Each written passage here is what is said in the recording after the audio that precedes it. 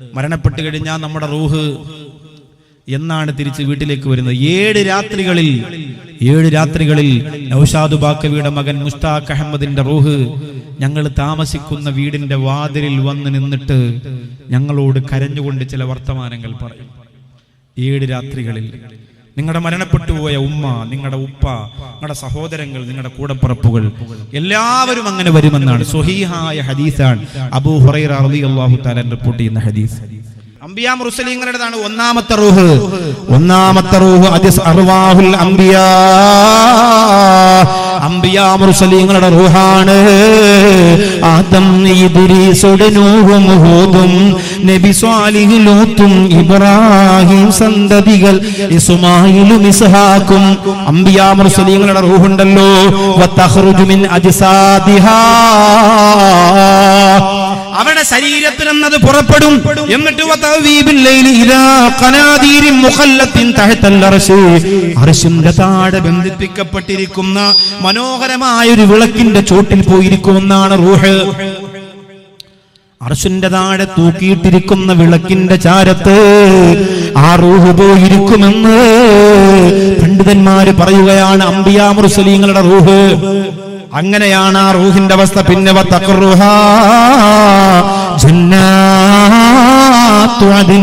അതിനെന്ന് പറയുന്ന സ്വർഗത്തിന്റെ ഭാഗത്താണ് എപ്പോഴും അംബിയാ മുർസലീങ്ങളുടെ റൂഹ് ഉണ്ടാകുന്നത്.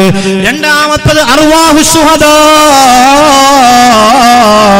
ശുഹദാക്കളുടെ റൂഹാണ്.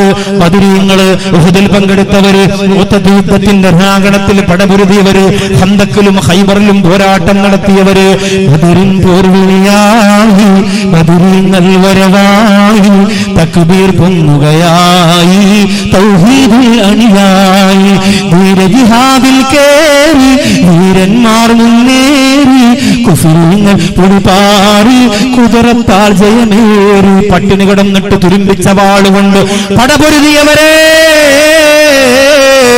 നിങ്ങളുടെ ആത്മാവിന്റെ സ്ഥാനം എവിടെയെന്നറിയോ?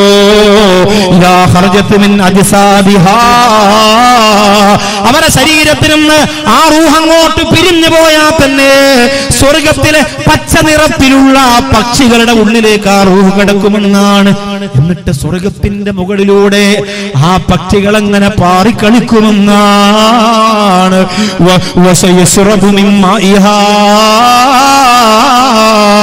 ആ സ്വർഗത്തിന്റെ വെള്ളമാ കിളികൾ വന്ന് കുത്തി കുടിക്കുമെന്ന് നബി മുഹമ്മദ് മുസ്തഫ സല്ലല്ലാഹു അലൈഹി വസല്ലം.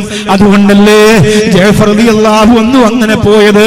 അതുകൊണ്ടല്ലേ മണവറക്കകത്തിരുന്ന സുന്ദരിയായ പെണ്ണിനെ മറന്നിട്ട് അള്ളാന്റെ ദീനിന് വേണ്ടി പോരടിക്കാൻ വേണ്ടിയിട്ട് മഹാനായ സഅദ് റളിയല്ലാഹു അൻഹു പോയത്. അതുകൊണ്ടല്ലേ മൂന്നാമത്തെ റൂഹ് ഞാൻ വിശദീകരിക്കുന്നില്ല, സമയക്കുറവാണ്.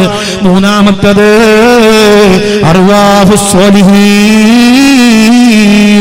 സ്വാലിഹീങ്ങളുടെ റൂഹ്.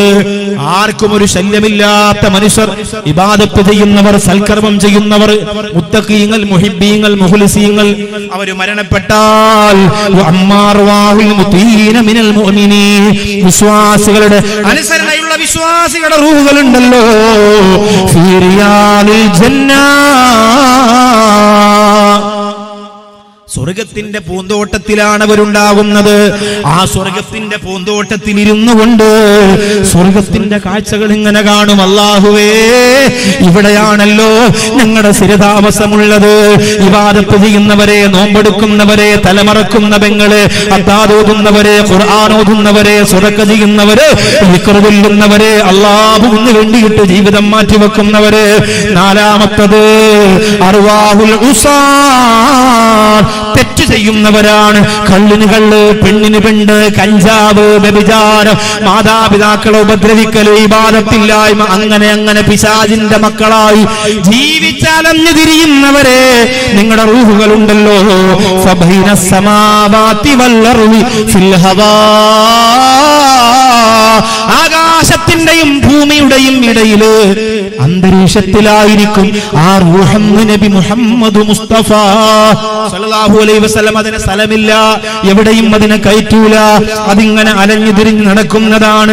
അർവാഹുൽ കുഫാർ, അടുത്തത് കാഫിരീങ്ങളുടെ റൂഹാണ്. വഹിയ ഫീ അഖ്വാത്തിൻ തുയൂരി സൂ, കറുത്തുപോയ ഒരുതരം പക്ഷികളുണ്ട് നരകത്തിന്റെ മുകളില്. ആ പക്ഷികളുടെ ഉള്ളിലേക്ക് കുഫാറുകളുടെ റൂഹിനെ കയറ്റുമെന്ന് അല്ലാഹുവിന്റെ റസൂൽ നബി മുഹമ്മദ് മുസ്തഫ. അർവാഹുൽ ഉലമാ, ഉലമാക്കളുടെ റൂഹ് എവിടെയെന്നറിയോ? ആരാണ് ഉലമാക്കളെന്ന് നിങ്ങൾക്കറിയോ? ആരാണ് ഉലമാക്കളെന്ന് നിങ്ങൾക്കറിയോ? നിങ്ങൾക്കിടയിലൂടെ ജീവിച്ചു പോയ മെത്തബൈൽ ഉസ്താദ്, അല്ലാഹുവേ, ഒരു പദവിയില്ലാതെ, ഒരു പവറില്ലാതെ, ഒരു ശ്രേഷ്ഠതാരോടും കാണിക്കാതെ, രാജകൊട്ടാരത്തിന്റെ സിംഹാസനത്തിന്റെ കഥ പറച്ചിലുകളില്ലാതെ ഒതുങ്ങി കഴിഞ്ഞുകൂടിയ മഹാനില്ലേ? അക്ഷരം തെറ്റാതെ ആലിമെന്ന് കർണാടകക്കാരാ നിങ്ങൾക്ക് വിളിക്കാം. എത്ര മഹാന്മാരെങ്ങനെയുണ്ട്. മഹാനായ ശൈഖുനാ കോയക്കുട്ടി ഉസ്താദിനെ പോലെ, എന്റെ പ്രിയപ്പെട്ട ഗുരുനാഥന സമസ്ത മുശാവറ മെമ്പറായിരുന്ന കാപ്പിൽ ഉമർ ഉസ്താദിനെ പോലെ, അതുപോലെ മുശാവറ മെമ്പറായിരുന്ന കേരളത്തിലെ എൻ അബ്ദുള്ള ഉസ്താദ് എന്ന് പറയുന്ന മഹാനുണ്ട് മക്കളെ.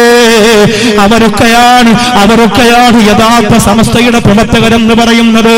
ആ ഉസ്താദ് മരണപ്പെട്ടു പോയപ്പോ ഉസ്താദിന്റെ വീട്ടിലേക്ക് ഞാൻ ദുആ ചെയ്യാൻ പോയി. മരണപ്പെട്ടതിന്റെ അന്ന് ഞാൻ അവിടെ ഇല്ലായിരുന്നു. അവിടെ ചൊല്ലുമ്പോഴല്ലോ ഉസ്താദിന്റെ ആലിമീങ്ങളായ മക്കളും മരുമക്കളും ഒക്കെ വന്നിരിക്കുകയാണ്. അവര് പറയുകയാണ്, വാപ്പാന്റെ കാര്യം പറയുകയാണ്. കിഡ്നി രോഗമായിരുന്നു പ്രിയപ്പെട്ടവരെ. ഡയാലിസിസ് ചെയ്തതിന്റെ അന്ന് പോലും സമസ്തയുടെ മുശാവറയ്ക്ക് വീട്ടിൽ നിന്ന് പോയ മഹാനാ. യാത്രകൾ എത്ര ബുദ്ധിമുട്ടാണെന്നറിയോ ഇന്ന് ജീവിതത്തില്?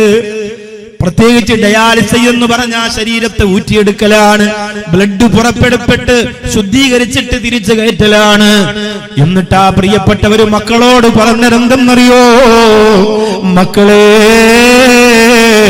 സമസ്തക്കു വേണ്ടി പോകുമ്പോഴുണ്ടാകുന്നത് ആത്മാവിന്റെ ധൈര്യമാണ്. ശരീരത്തെ നിങ്ങൾ നോക്കണ്ട എന്ന് പറഞ്ഞ മഹാനാണ്. അവരൊക്കെയാണ് ഉലമാക്കളെന്ന് പറയുന്നത്. ആ പ്രിയപ്പെട്ട ഉലമാക്കളുടെ റൂഹില്ലേ, വമുഖിറുഹാ ജന്നാത്തുൽ ഫിർദൗസ്, ജന്നാത്തുൽ ഫിർദൗസിലെ ആ റൂഹ് അങ്ങനെ നിൽക്കുമെന്നാണ് അല്ലാഹുവിന്റെ റസൂൽ നബി മുഹമ്മദ് മുസ്തഫ സല്ലല്ലാഹു അലൈഹി വസല്ലമ തങ്ങൾ പറയുന്നത്. ഇനി നിങ്ങൾക്ക് കേൾക്കണോ എന്റെ പ്രിയപ്പെട്ടവരെ? കുറെ ഭാഗങ്ങളൊക്കെ ഞാൻ ഒഴിവാക്കി വിടുകയാണ്. നിങ്ങൾക്ക് കേൾക്കണോ? അല്ലാഹുവിന്റെ റസൂൽ സല്ലല്ലാഹു അലൈഹി വസല്ലമ തങ്ങളോട് ആത്മാവിനെ കുറിച്ച് കേട്ടപ്പോ അല്ലാഹുവിന്റെ റസൂൽ പറഞ്ഞു കൊടുത്തത് കേൾക്കണോ? മരണപ്പെട്ടു 3 ദിവസം കഴിയുമ്പോ നമ്മുടെ റൂഹില്ലേ അല്ലാഹുവിനോട് പറയും, എഴുതല്ലീ അത്താം ശൈത വഅൻദുറ ഇലാ ജസദീ.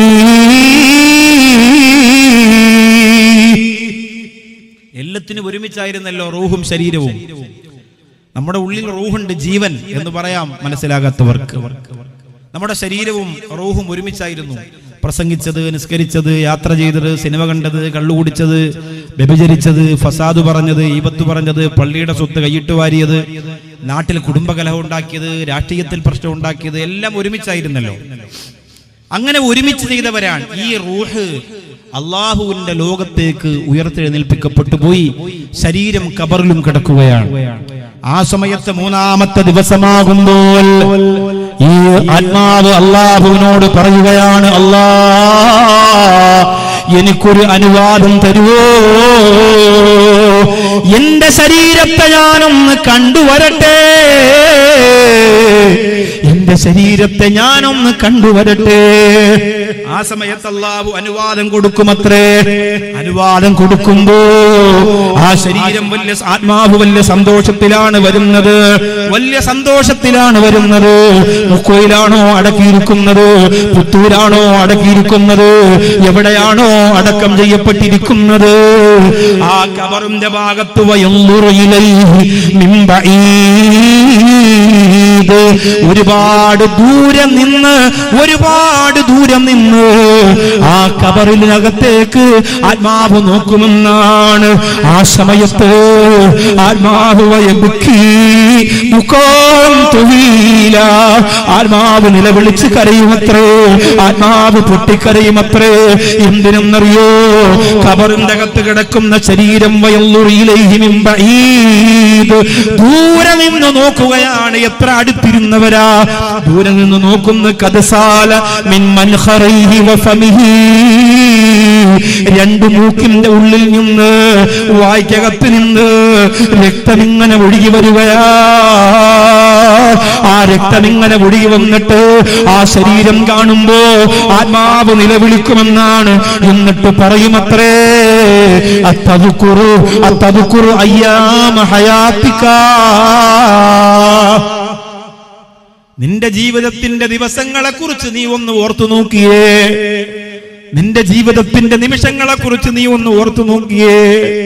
എത്ര പള്ളിയുടെ മുറ്റത്തൂടെ നടന്നുപോയി, വാങ്ക് വിളിച്ചിട്ട് എത്ര നമസ്കാരത്തെ നീ കഥാക്കി, എത്ര നിന്റെ വീട്ടിന്റെ അകത്ത് ഖുർആൻ നിറച്ചു വെച്ചിട്ട് ഒരു കടലാസു മറിക്കാ നിനക്ക് നേരം കിട്ടിയില്ല. കൂട്ടിവച്ചതൊക്കെ എവിടെ? ആത്മാവ് പറയുകയാണ്, ഹാദൽ മൻസിലു മൻസിൽ കർബി വൽ വഹ്ശത്തി വൽ ബലാ, ഒറ്റപ്പെടലിന്റെ സ്ഥലമാണ്, ബുദ്ധിമുട്ടിന്റെ ഇടമാണ്, പ്രയാസത്തിന്റെ ഇടമാണ്. അതുകൊണ്ട് രക്ഷയില്ല, കരഞ്ഞുകൊണ്ട് മടങ്ങിപ്പോവുകയാണ്.